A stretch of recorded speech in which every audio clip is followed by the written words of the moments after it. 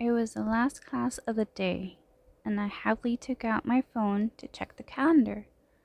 Tomorrow's our first year anniversary. It was such an important date that I wanted to give him something special. I must go shopping today.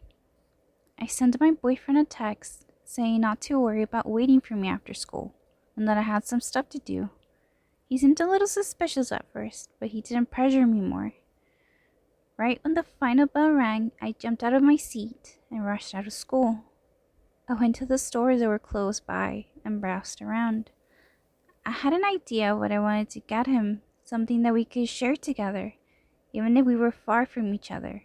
Something that we could both see when we missed each other, when we couldn't be together. Something we could share. I couldn't help but whisper as I looked around the window shops until I found this eye-catching shop full of cute things. Without thinking twice, I went in and looked around. I found a set of rings that were adorable. I was tempted to get them. Oh, but I have never seen him or any other guys use rings like this before.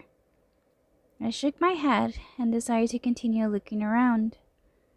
Then my eyes made their way to some keychains.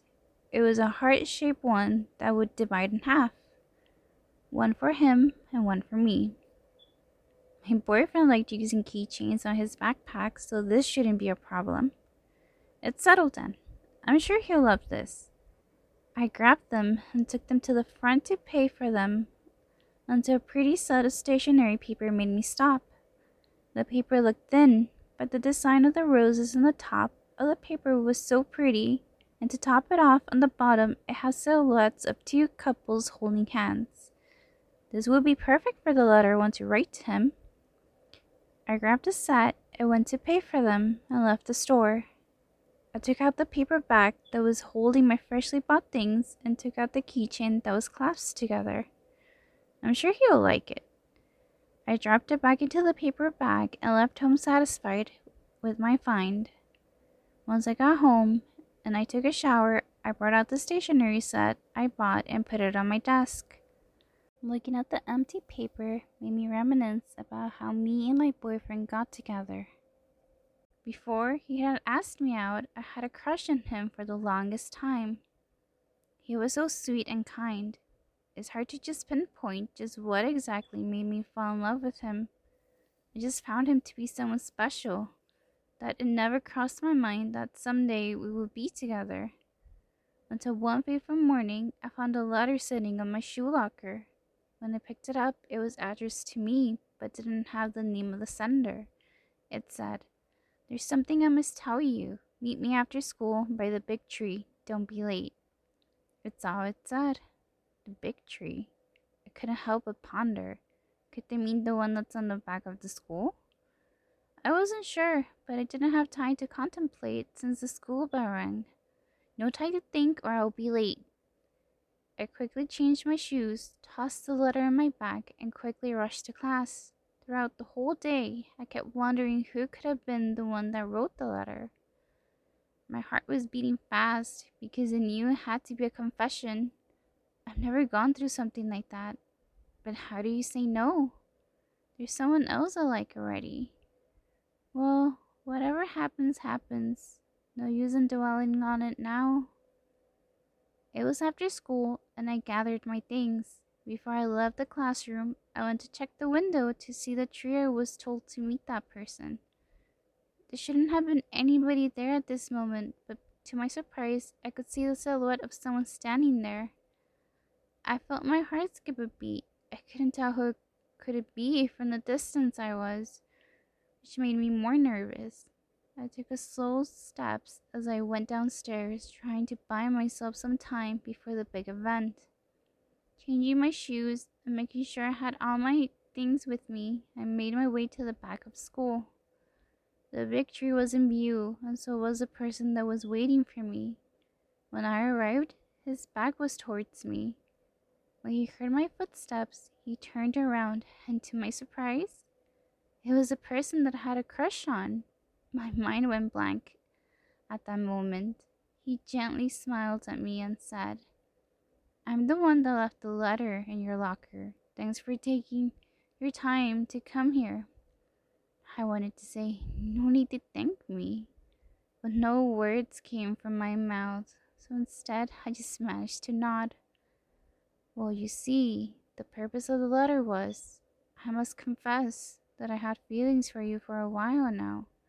I know that we haven't talked to each other before.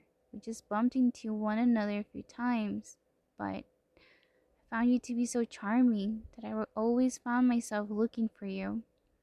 My heart was beating like crazy. I wanted to tell him, "So do I. I feel the same way." But instead of blurting out those words, my eyes started getting watery. He seemed to have misunderstood because he slowly backed away and rubbed the back of his head with his hand. "Sorry, forgot I said anything," he said as he started walking away. "Wait," I blurted as I quickly wrapped my arms around him from behind to keep him from walking away. "I feel the same way about you. I know we have never talked before, but even so, I couldn't help but fall in love with you." And that's how we got together. Ever since that day, it has been nothing but blissful days ahead. Then I came out with a plan.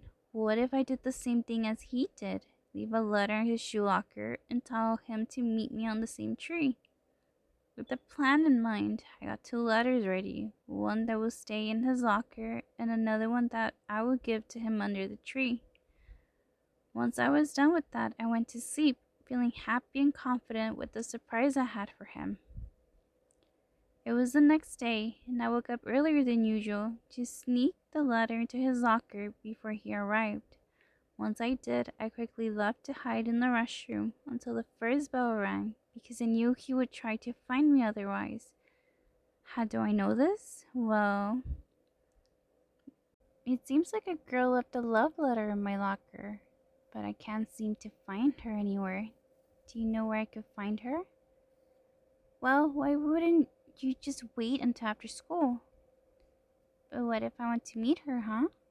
Just be patient and you'll see. Now go to class or you'll be late. Fine, fine. Go to class as well. Don't worry, I'm about to leave. I was right. He was looking for me. I couldn't help but giggle at how adorable he could be. I left for class and anxiously waited for school to be over. And the final bell rang. I was the first one leaving the door and going down the stairs to get there before he did. Once I was there, I took out the other letter I had prepared for him and the little brown bag that was holding the heart keychains. But when I looked inside, there was just one keychain and not the other half. I looked over my bag to see if it fell there, but it was nowhere to be found. I felt my eyes sting with tears that threatened to come out. "Hey," I heard a voice say from behind. I knew who it was, the voice that I loved listening to. But at this time, I felt my heart grow heavy. I was about to turn around when I felt something rest on my neck. I looked down to see a necklace resting on my chest with a ring on it. I gently grabbed it and fiddled with it with my fingers. "Do you like it?" he asked. I turned around and when he saw my expression, his face turned into worry. But then something hanging from his bag caught my eye. I got close to him and grabbed the keychain that was hanging from his bag. "Where did you get this?" I asked him. He laughed as he patted my head. "You see, I followed close behind you after school yesterday. I made sure to stay out of your sight so you wouldn't catch me. And while I was following you, I noticed you dropped something. But of course, I couldn't give it to you at that moment or else my cover would have been blown. But I knew it was for me, so I took it." I stared at him in disbelief. "Also, I knew how much you liked the rings, so I bought them for us together with necklaces, see?" he said as he pulled out the necklace that was hiding under his buttoned shirt to expose the same ring as I had. "Now we both have matching necklaces and keychains," he said. All the sadness that I felt melted away and got replaced with pure joy.